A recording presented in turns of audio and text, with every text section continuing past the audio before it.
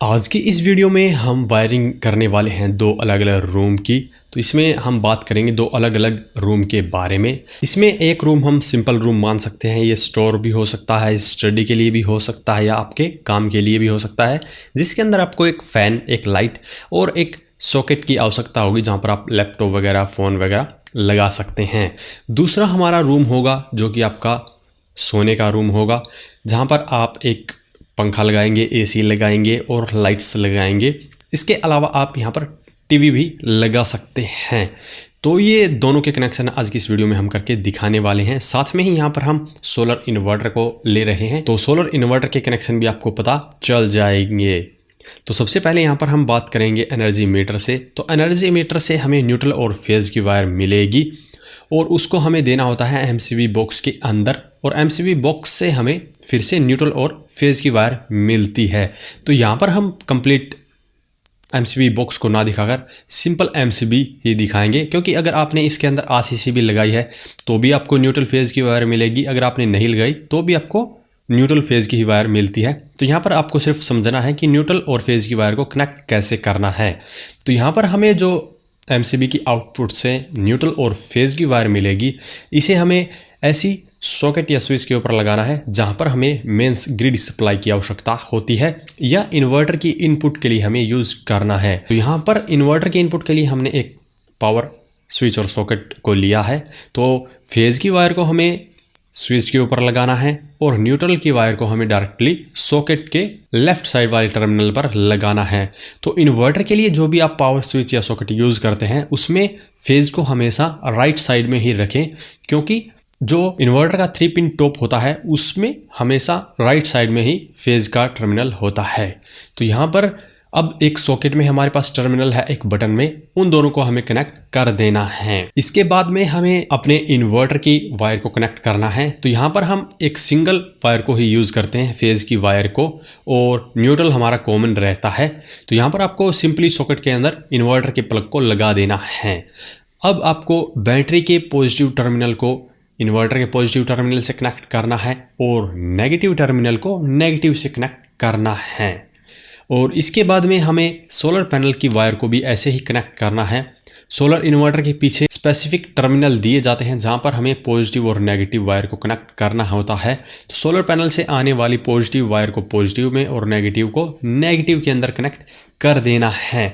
और हमें solar panel से और बैटरी से डीसी सप्लाई मिलती है, तो यहाँ पर हमें पॉजिटिव और नेगेटिव का ध्यान रखना बहुत ही ज़रूरी होता है।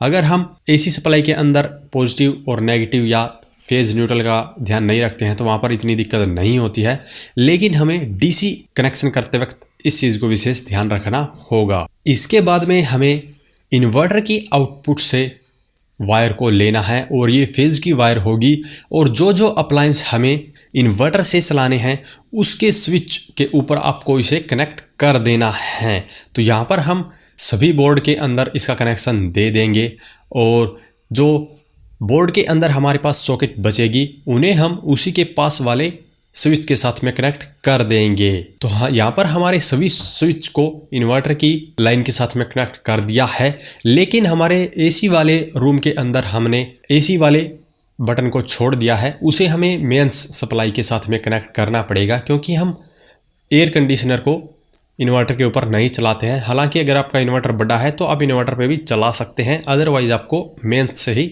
चलानी होगी। और यहाँ पर एक और बात ध्यान रखें कि हमने जो रेगुलेटर के ऊपर इन्वर्टर का कनेक्शन किया है वो डायरेक्ट किया है। अगर आप स्विच के थ्रू करना चाहते हैं तो वैसे भी कर सकते हैं, उसमें आपका फैन स्विच से भी ऑपरेट हो सकेगा। तो अब हमने यहाँ पर सभी स्विच को कनेक्ट कर दिया है। अब हम कनेक्ट करने वाले हैं न्यूट्रल की वायर को। तो न्यूट्रल की वायर डायरेक्टली कनेक्ट होती है, चाहे आप अप्लायंस के साथ में कनेक्ट करें या सॉकेट के साथ में। तो हमने यहाँ पर न्यूट्रल की वायर को हमारी लाइट और फैन के साथ में कनेक्ट कर दिया है। अब इसका कनेक्शन हमें करना है स्विच के साथ में। तो लाइट का कनेक्शन आप सीधे स्विच के साथ में करेंगे और फैन का कनेक्शन आप सीधे रेगुलेटर के साथ में करेंगे। और अब हमें इस बोर्ड की सॉकेट को भी न्यूट्रल के साथ में कनेक्ट करना है। तो यहाँ पर अब हमारी जो सॉकेट है वो भी न्यूट्रल के साथ में कनेक्ट हो गई है। अब यहाँ पर आप इस रूम के अंदर अगर आप अप्लायंस को कनेक्ट करना चाहते हैं तो जैसे लैपटॉप को आप यहाँ पर लगा सकते हैं इस सॉकेट के साथ में। तो एक रूम की हमने वायरिंग कर दी है जो कि ऐसे होगी। अब बात करते हैं दूसरे रूम की वायरिंग के बारे में। तो दूसरे रूम की वायरिंग में भी हमें ऐसे ही करना होगा कि जो अप्लायंस है सबसे पहले न्यूट्रल के साथ में कनेक्ट करने हैं, ताकि न्यूट्रल की जो वायर है वो सबसे पहले उनके साथ कनेक्ट हो सके। तो यहाँ पर लाइट, AC और फैन के साथ में हमने न्यूट्रल की वायर को कनेक्ट कर दिया है। और अब हम कनेक्ट करने वाले हैं फेज की वायर को। तो लाइट के साथ में हम इन्वर्टर का कनेक्शन करेंगे। तो जो स्विच इन्वर्टर के साथ में जुड़ा हुआ है उसका कनेक्शन हम लाइट के साथ में कर देंगे। और एयर कंडीशनर को हमें एयर कंडीशनर वाले स्विच के साथ में ही लगाना होगा। और फैन को हमें फैन रेगुलेटर के साथ में कनेक्ट करना है जो कि इन्वर्टर से चलेगा। तो यहाँ पर हमने अप्लायंस के कनेक्शन भी कर दिए हैं। अब आपको इसके अंदर रह गई सॉकेट को भी न्यूट्रल की वायर के साथ में कनेक्ट करना है। तो यहाँ पर हम न्यूट्रल की वायर को कनेक्ट कर देते हैं। और इस रूम में जो एक सॉकेट हमारे पास है मेंस की सप्लाई के साथ में, इसके ऊपर आप टीवी को भी लगा सकते हैं, क्योंकि इस बोर्ड के अंदर हमें जो टीवी की एंटीना की वायर लगानी होती है उसका भी पोर्ट दिया है। तो यहाँ पर आप इस सॉकेट के साथ में टीवी ही लगाएं।